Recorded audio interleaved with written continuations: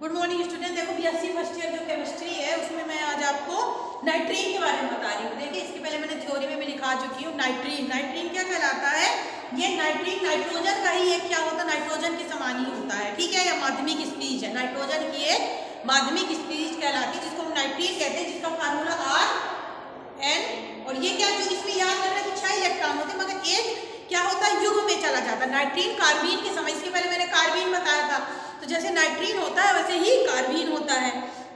इसमें इसको azo carbene भी कहते हैं, याद रखना। नाइट्रीन को एजो कार्बीन भी कहा जाता है, कभी क्वेश्चन पूछता है तो एजो कार्बीन भी कहते हैं। ठीक है, कार्बीन की तरह नाइट्रीन में भी नाइट्रोजन परमाणु में 6 इलेक्ट्रॉन होते हैं। कितने होते हैं? 6 इलेक्ट्रॉन।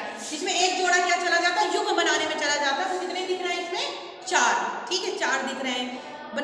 शेष 4 जो रहते हैं अवस्था में रहते हैं, यानी स्वतंत्र अवस्था में या फिर मुक्त अवस्था में 4 रहते हैं। अब क्योंकि रहता तो 6 है, कितने रहते हैं इसमें? 6।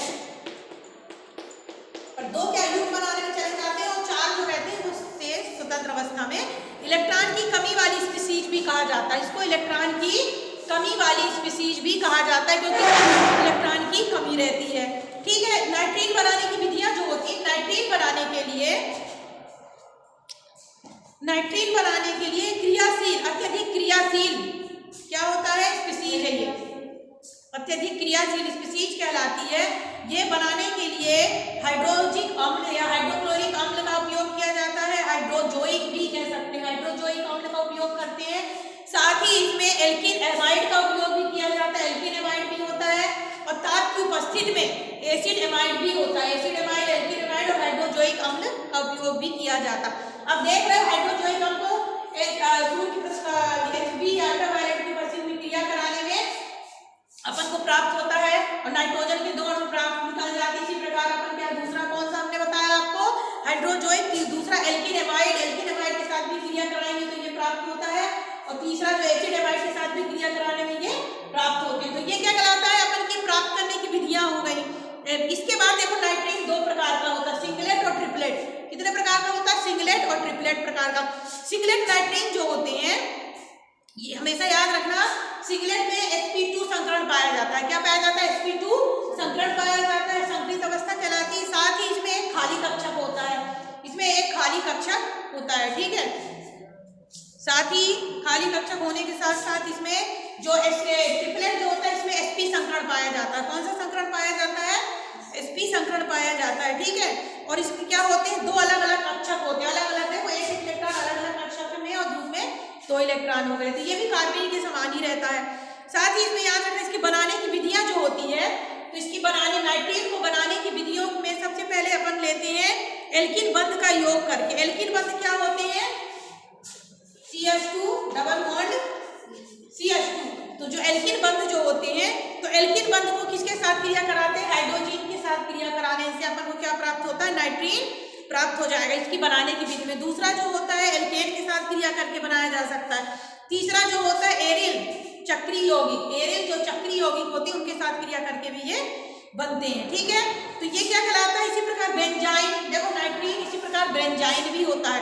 कभी हम नाइट्रीन के बारे में आपको बताया तो नाइट्रीन क्या है, ये कार्बन के समान ही होता है। पहला दूसरा कार्बन के समान, इसमें भी 6 इलेक्ट्रॉन होते हैं जिसमें 2 युग्म में चले जाता है एक जोड़ा, और सिर्फ 4 इलेक्ट्रॉन इसमें दिखते हैं। साथ ही इसको इलेक्ट्रॉन की कमी वाली स्पीसीज भी कहा जाता है। ठीक है स्टूडेंट, तो ये आपके बीएससी फर्स्ट ईयर का फर्स्ट सेमेस्टर का ये वाला टॉपिक था। ये टॉपिक मैंने आपको बताया स्टूडेंट। Thank you.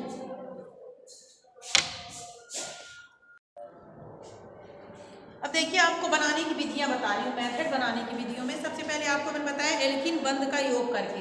एल्किन बंध का योग करके हम 3 चक्रीय यौगिक बनाते हैं। पहला CH2 double bond CH2 plus NH को NH3 को हीट करते हैं तो अपन को क्या, एक 3 चक्र वाला CH2 NH अपन को प्राप्त हो जाता है। ठीक, तो पहला नाइट्रीन प्राप्त हो गया। ये क्या होता है? चक्रीय यौगिक रूप में। किस रूप में प्राप्त हुआ? ये अपन को चक्रीय रूप में। दूसरा जो प्रयोग है उसमें हम 2-ब्यूटीन, ये क्या है? 2-ब्यूटीन CH3 bond CH double bond CH bond CH3 को NH के साथ जब क्रिया कराते हैं तो ये क्या कहलाता है? 2-ब्यूटीन है।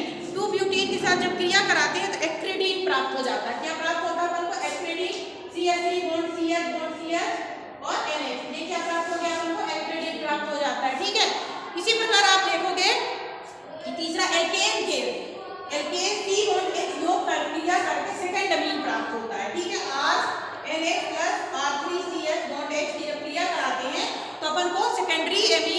जाता है। सेकेंडरी मतलब आर आर और CNH भी प्राप्त होता है। ये सेकेंडरी एमीन प्राप्त हो गया, ये चक्रीय यौगिक के रूप में प्राप्त हो गया। तो ये इसकी बनाने की विधियां कहलाती है। किसकी? नाइट्रीन के बनाने की विधियां है। ठीक है, ये हो गया। इसके बाद आप देखोगे कि बेंजीन के साथ, जैसे कि कोई एरिल के साथ चक्रीय योग करके, एरिल है मान लो, कोई एरिल है, देखिएगा बता रही हूँ, एरिल, ये क्या हो गया? Benzene ring. इसको क्या एरिल में कन्वर्ट करना है, तो एरिल के साथ क्रिया करते हैं। अब एरिल के साथ जब क्रिया करेंगे अपन, तो भी अपन को क्या मिल जाएगा? यही मिलेगा।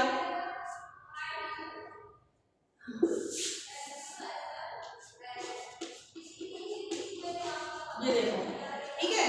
तो एरिल के साथ अपन ने क्रिया कराई, तो भी अपन को प्राप्त होगा, विस्तारित होकर के क्या प्राप्त हो जाएगा अपन को? एपाइजन, क्या? एजीपाइन प्राप्त होगा। क्या प्राप्त होगा? एजीपाइन प्राप्त होगा। इस तरह देखो,